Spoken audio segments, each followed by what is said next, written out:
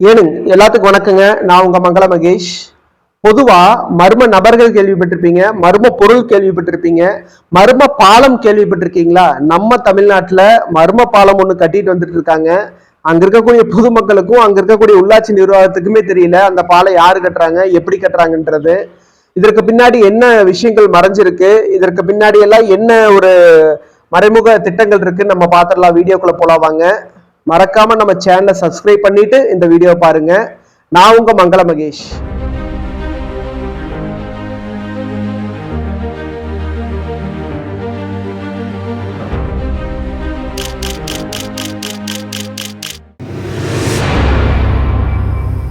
வண்டலூருக்கு பக்கத்தில் இருக்கக்கூடிய ஊனுவாஞ்சேரி அப்படிங்கிற பகுதியில தான் இந்த பாலம் கட்டப்பட்டு வருது.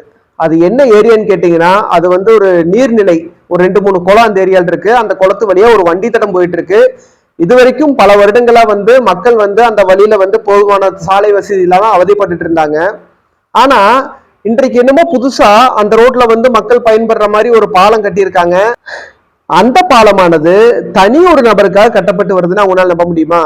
ஆமாங்க, கல்வி தந்தைன்னு நினைக்க அழைக்கப்படுற, நிறைய படத்தை ப்ரொடக்ஷன் பண்ண ஐசரி கணேசன் இருக்காரு பார்த்தீங்களா, அவருக்காக தான் அந்த பாலம் கட்டப்பட்டு வருது. அந்த பாலத்தை சுத்தி இருக்கக்கூடிய 300-400 ஏக்கரால ஒரு பிலிம் சிட்டி வரதா சமீபத்துல தகவல் வெளியே இருந்தது.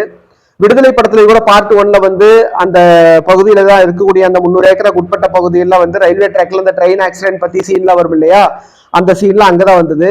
அந்த ஏரியால தான் பிலிம் சிட்டி வரதா சொல்றாங்க. அவருக்காக தனிப்பட்ட முறையில பணபலம் மட்டுமே ஒரு மையமா கொண்டிருக்க அந்த ஒரு நபருக்காக அந்த பாலம் கட்டப்பட்டுட்டு வருது. இது ஆளுகின்ற திராவிட முன்னேற்ற கழக ஆட்சியில துவங்கப்பட்ட ஒரு திட்டம் கிடையாது. 2019ல அதிமுக ஆட்சி கொண்டு வரப்பட்ட திட்டம். அந்த திட்டத்துக்கான பணிகளை திராவிட முன்னேற்ற கழகம் தொடர்ந்து செஞ்சு வருது. இதுல இருந்து நம்மளுக்கு என்ன தெரியுதுன்னா, திமுகவோ அதிமுகவோ பணம் பலம் வாய்ந்த ஒரு நபருக்கு ஒரு காரியம் ஆகணும்னா அது எந்த ஆட்சியா இருந்தாலும் மதத்துக்கு உட்பட்டு, ஜாதிக்கு உட்பட்டு, மொழிக்குட்பட்டு பணம் அப்படிங்கிற ஒரு பலம் இருந்தா போதும். அவங்களுக்கு என்ன பணி வேணாலும் அரசாங்கம் சார்ந்து நடக்கும்.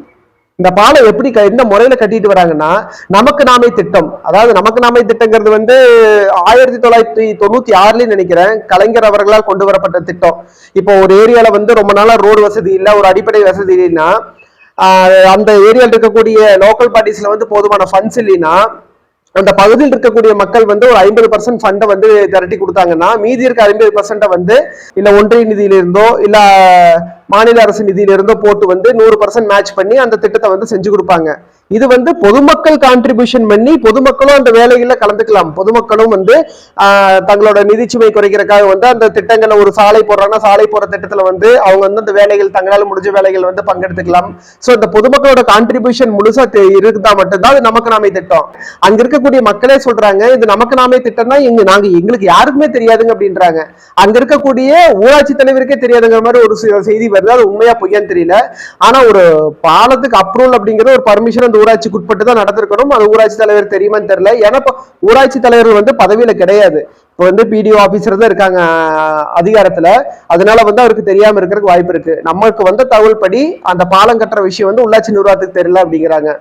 இப்படி ஒரு அடிப்படை வசதி இல்லாம பல வருடங்களா மக்கள் திண்டாடிட்டு இருக்க நிலைமையில அங்க ஒரு பிலிம் சிட்டி வருது அப்படின்றதுக்காக, ஒரு தனிநபரினுடைய சௌரியத்திற்காக அப்படி ஒரு பாலம் மக்களுக்கே தெரியாம, உள்ளாட்சி நிர்வாகத்துக்கு தெரியாம ஒரு அரசாங்கம் செஞ்சு கொடுக்குதுன்னா, அப்ப அடிப்படை தேவைகளை பூர்த்தி செய்ய வேண்டிய இடத்தில் இருக்கக்கூடிய அரசாங்கம் பொதுமக்களுக்கு அதை செய்யுதா, இல்லை பணம் பலம் வாய்ந்த தொழில் முதலிகளுக்கு செய்யறாங்களான்னு தெரியல. இந்த ஐசரி கணேசன் மிகப்பெரிய ஒரு முன்னணி படங்கள்லாம் ப்ரொடக்ஷன் பண்ணியிருக்காரு.